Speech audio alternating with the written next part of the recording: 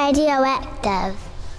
You most certainly are. And we welcome to the studio Lisa O'Neill. Kia ora, Lisa. Welcome to Aotearoa. Oh, thank you, Miles. Great to be here. Yeah, great. So you're whipped into town, into Wellington, then you're whipped to Christchurch, then you're whipped up to Auckland for the Irish Festival. They're working you pretty hard. Yeah, I wouldn't call it whipped now. But that remains to be seen. Maybe I will be whipped.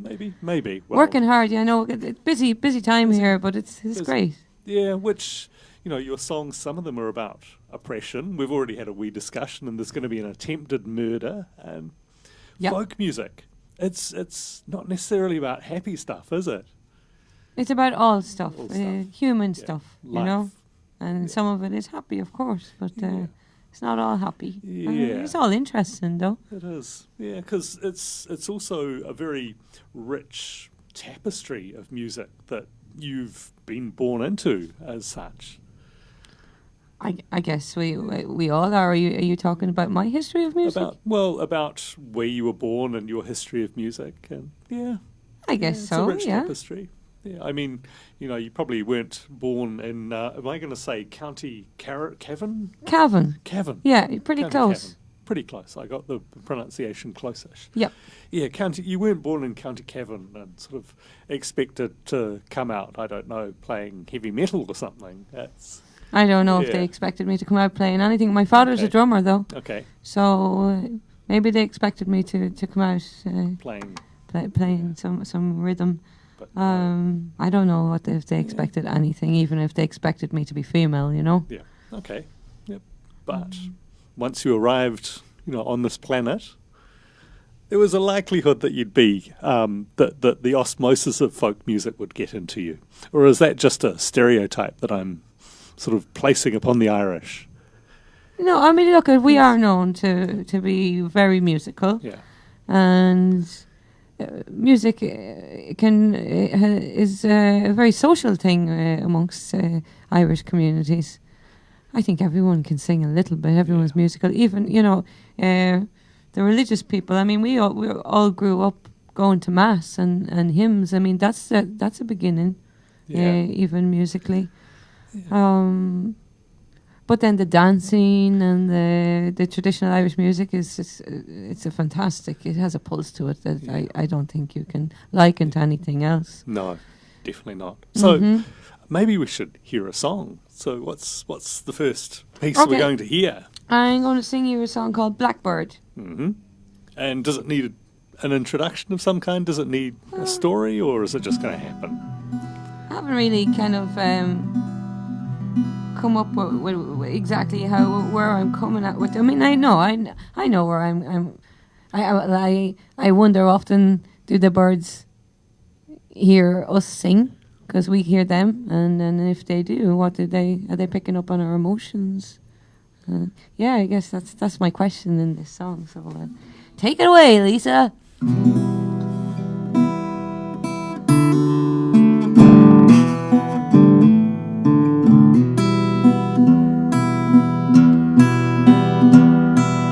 Blackbird, sit on my shoulder and tell me a song.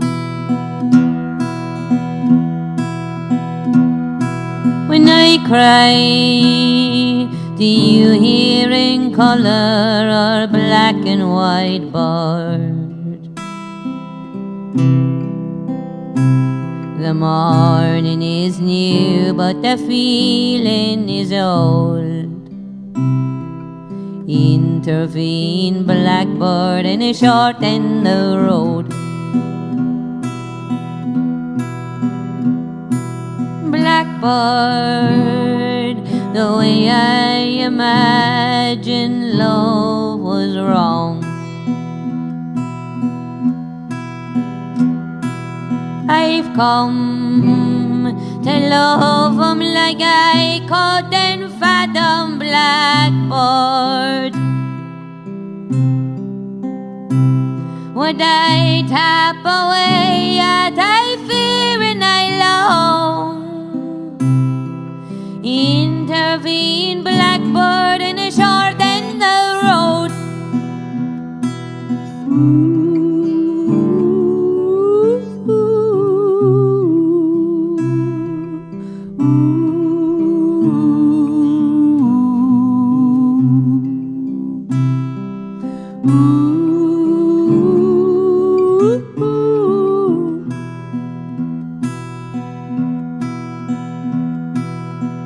Blackbird, slip into my slumber and show me a song. When I dream, do you see in colour or at all bored? The picture is peaceful, but I dream alone. Intervene Blackbird in a short end of road.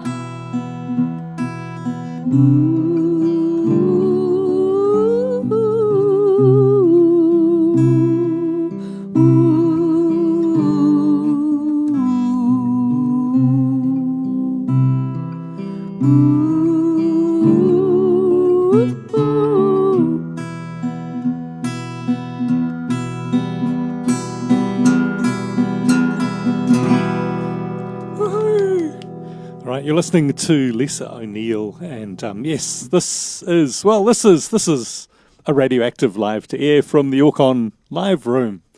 Hurrah! So, how long have you actually been in Aotearoa? Did you just arrive In Wellington. in Wellington? Yesterday Okay. I arrived in Wellington, but over a week ago I arrived in Okay. New Zealand for Oh, the first nice. time. So you've been acclimatizing a little bit. Yeah.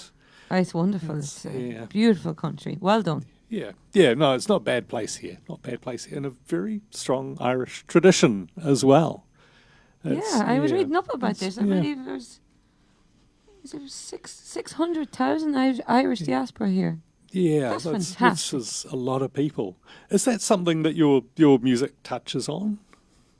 On immigration? On immigration, on and losses from Ireland over the centuries? I don't know. I mean, it's hard to... Maybe. I mean, I did a project down in Tasmania about 4 years ago. I was asked to come down and write some songs about... these people were making a documentary about the colonisation of Australia. And they wanted me to write from an Irish person's point of view. So, in that situation, I guess I tapped into it a little bit. Yeah, Tasmania is an interesting place. It is. It's a very interesting place. Van Diemen's land. Yeah. So what did you take away from that? Did you take some of that away in your music as well? Well, I took away 2 new songs. I was very inspired by the beauty of the place. I also learned a little bit of history, and I have to say, only truth to say, a little bit of history. There's so much, you know. I was angry to find out the treatment of some of our people, so yeah, I took away some knowledge. Yeah. I felt enriched by this, but yeah. Strange to say, a little bit angry, yeah. Yeah. So the songs sort of come to you almost as gifts, don't they? It's good to call them gifts. They are gifts, yeah. They have to come from a true place. I mean, I need to be drawn to the idea and really feel some sort of a genuine familiarity or familiarity with the topic. Yeah. To write from a true place. So what are you about to address with your next song? Well, this one is a little bit. This is a genuine personal experience. About 4 years ago, I did a skydive for a charity. This charity raises awareness around mental health, and they asked me would I be interested in doing a parachute jump, take the big jump, and I did take the big jump, and just such a memorable experience. Like during the free fall, I thought I was going to die, and after a few minutes, when the free fall ended, and I was on the wind, I felt like I was flying, and so I went from the feeling of this is the end to this is the best thing that's ever happened to me. I don't want to come down, and yeah, so I'm going to take you through that experience. This is called Pothole in the Sky.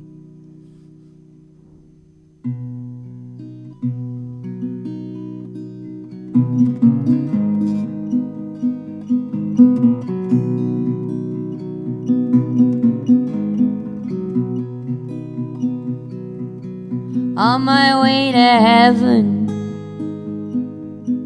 Pothole in the sky.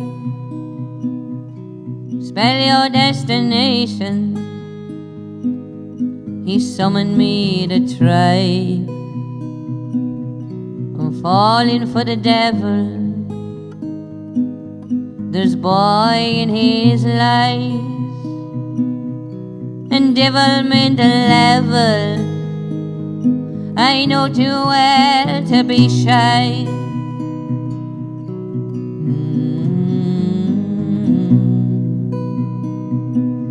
There's angels in the engine,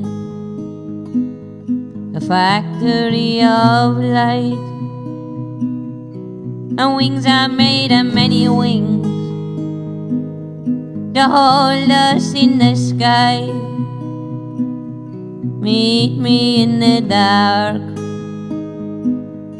underneath the night,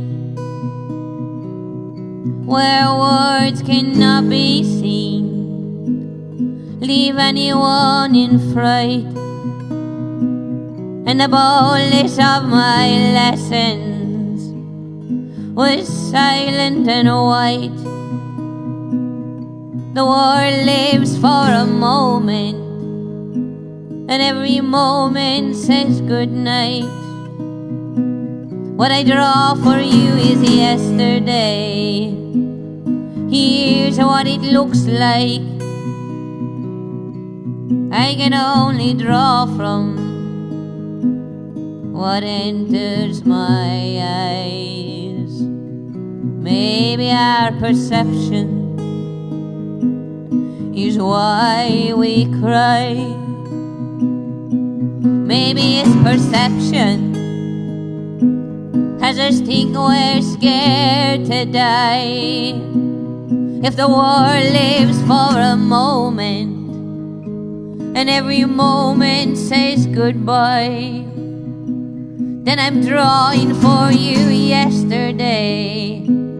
Here's what it looked like. I was on my way to heaven, made a pothole in the sky, tumbling towards the devil, was silent and white.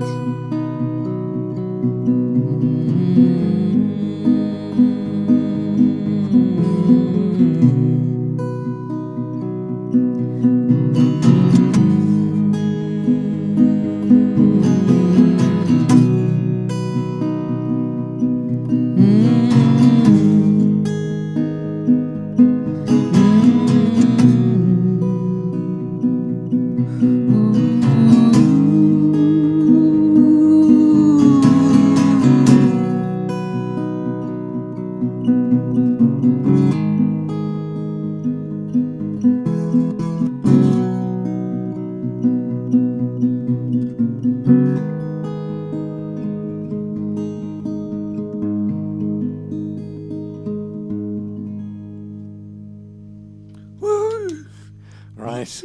So you are being taken to a darkened room with Lisa O'Neill. We've deliberately sort of probably cooled the air here ever so slightly. Is the setting really important for your performance, for your songs? Yeah. Well, yeah. I don't get asked that often, but it is, yeah. Just to feel comfortable and be able to I guess, feel safe. Maybe is a strange word, but it's safe enough to get lost and back into the thought and feeling of the subject. And I there's a lot of things about today's live performance that I find very difficult. People are filming all the time, you know, at a live gig, and they get the phones out, and it's become very normal, very fast. Yeah, it's not in the moment. I find it very difficult. Lighting can be strange as well. Yeah. It's also really odd if you're performing on a really big stage, and how do you create that intimacy with the people who are with you with the songs? Well, I guess it's about energy, and it's hard to explain that sometimes you step out onto stage and it doesn't matter how many people are in the audience and that maybe you've never met many of them before. Sometimes it's just a collective feeling, and it feels like a conversation with one person, and sometimes that's just not there, and I don't know how to find it. Yeah. And I don't know why it's working sometimes and why it's not working other times. It's mysterious, really, isn't it? And what about all the ancestors that are on your shoulder? Because, that's the tradition that you're coming from as well. Well, I don't think they're on my shoulder. I think they're beneath my feet. Okay. And I don't mean that in a literal sense that they're buried underneath the ground, but roots. I'm talking about roots. Yeah. Like a tree. Like a tree. Like a tree. Yeah. Yeah. Trees live longer than us. They're more fantastic than us. They're wiser, and they're happy enough to stay in one spot. Yeah. Yeah, I mean the ancestors are they're mysterious, aren't they? Yeah, they are. They are. And Ireland is old, very, very old. And green. And green, like New Zealand. Yeah, yeah. Although the sunshine's somewhat different. Somewhat different, yeah. Yeah. And the stars are different too. Mm-hmm. They are. You're seeing the different stars down the southern hemisphere. You've got the Southern Cross, which we don't have up there, but we have the plough. You don't see down here. Learning a little bit about the Maori as well on this trip. Very interesting people. Yeah. All right, so do we get another song? Get another song. Another song. Yep. This one is about an Irish woman from Dublin that in 1926 went to Rome. And have you ever heard of the fascist leader, the fascist dictator Mussolini? Bad man. Oh, very bad man. Very bad man. Well, this woman, Violet Gibson, she decided earlier than other people that he was a bad man, and she tried to assassinate him. Oh, good. A bit of potential murder. Because you can have murder she didn't in folk succeed. songs. She spent the rest of her life in a psychiatric hospital. Oh, so I think that Violet Gibson should be put on the map. This song is called Violet Gibson.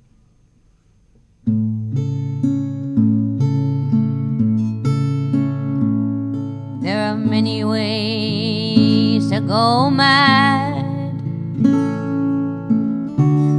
I go out to roam with a rock in my fist and a gun in my bag, and I shoot Mussolini in the nose. I didn't shoot to skim the skin of his snout or his teeth or the lips on his mouth. I simply saw a bad egg and I thought I'd take the bad egg out.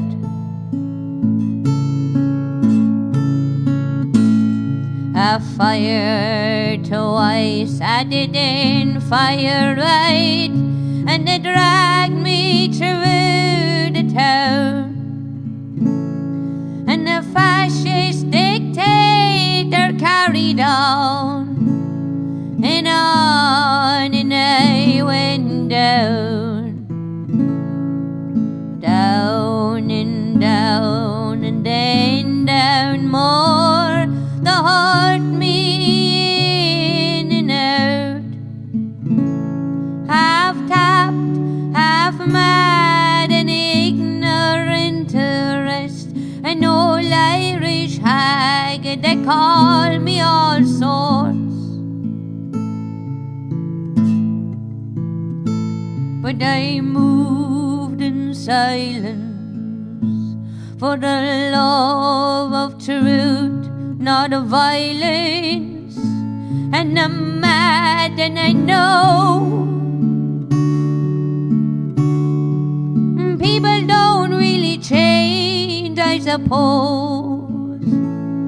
They just go a little bad when they go.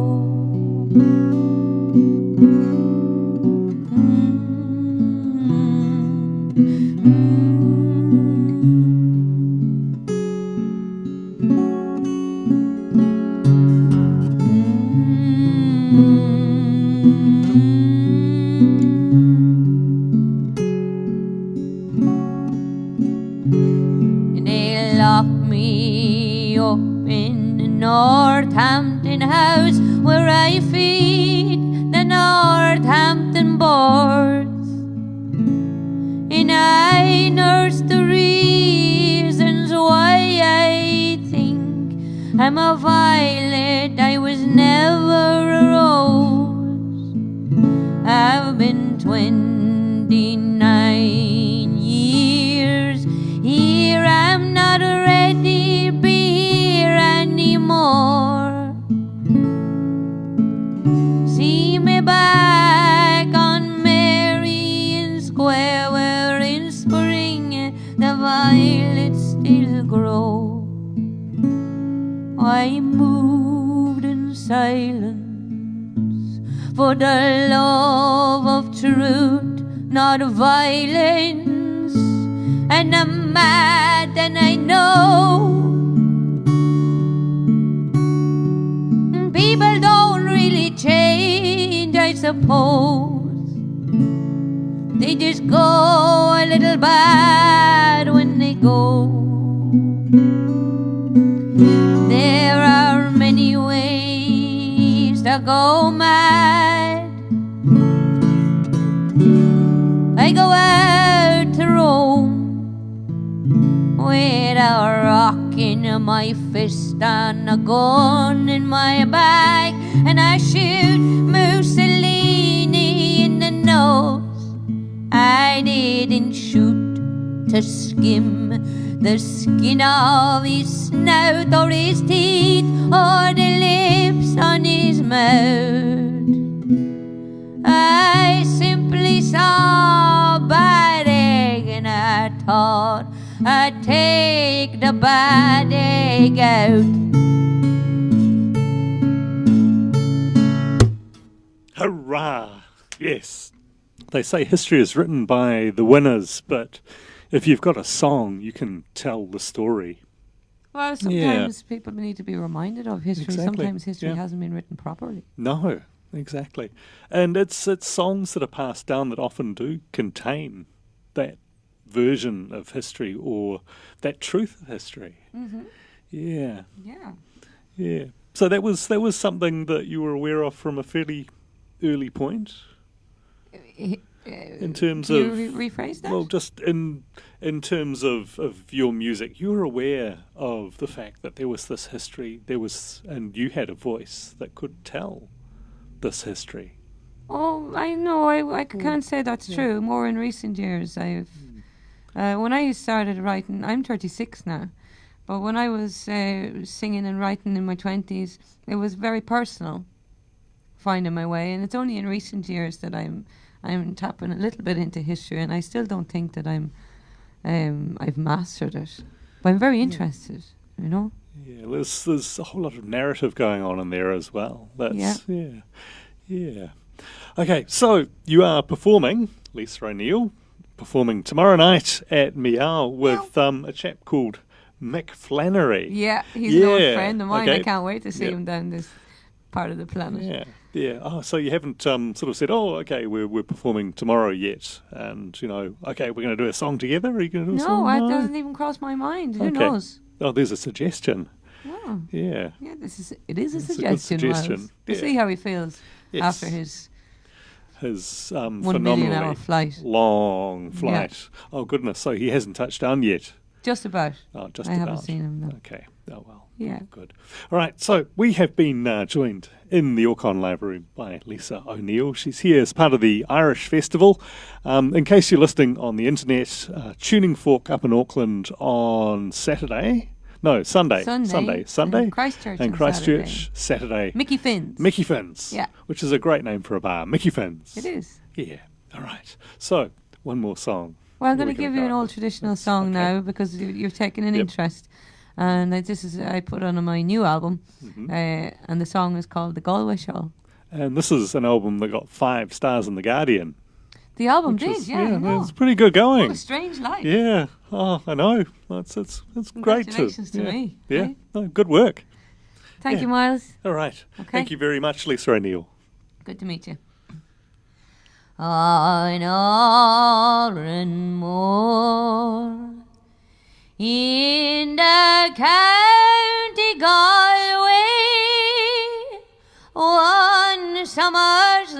morning in the month of May, he spied a colleen. She was tall and handsome, and she nearly stole his poor heart away. She wore no jewels, nor costly diamonds, nor paint or powder, or none at all. She wore a bonnet with red roses on it, and on her shoulders hung the Galway shawl. As they kept walking, they kept talking, till his father's cottage came into view. Very soon his mother had the kettle boiling, but all he could think of was the Galway shawl. He played the Blackbird and the stack of barley and Rodney's glory and the foggy dew. She sang each note like an Irish linnet, till down her cheeks came the tears like dew. She set out early on next morning to hit the road for Donegal. She kissed and hugged him, and then she left him, and she stole his heart in her Galway shawl. Woo. Sinead, Thank you. you're welcome. Yo, this is the one and only Big Youth. You tuned to